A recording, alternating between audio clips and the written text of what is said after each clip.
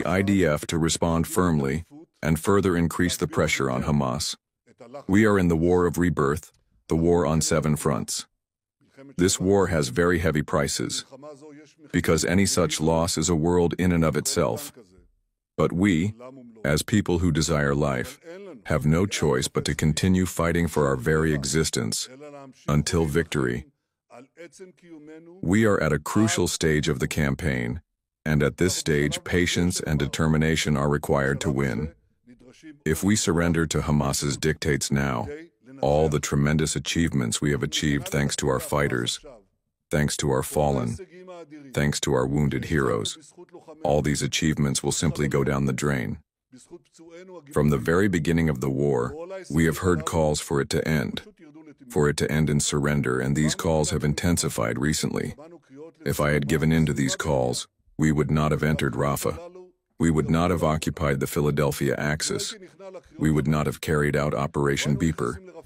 We would not have eliminated Sinwar, Daf, Hania, and even Nasrallah. We would not have created the conditions for the fall of the Assad regime and the severe blow to Iran's Axis, and we would not have changed the face of the Middle East. We would simply have continued to live under existential danger. And so I also want to say a few words to you about Iran. I am committed to preventing Iran from obtaining nuclear weapons. I am not giving up on this. I am not letting up on this. And I am not backing down from this. Not by a millimeter.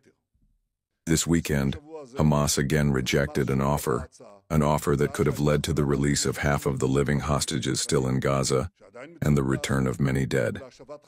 Hamas demands an end to the war and the leaving of its rule intact. It also demands a complete Israeli withdrawal from Gaza and the reconstruction of Gaza with the introduction of capital that will allow it to rearm and prepare attacks on us again. Ending the war on these surrender terms would send a message to all of Israel's enemies that by kidnapping Israelis, the state of Israel can be brought to its knees. It can be subdued. It is also a deadly message that terrorism pays, which will harm the security of the entire free world. Of course, under these conditions, President Trump's important vision will also not be realized, the vision that will change the face of Gaza once and for all, and allow our country to live in security.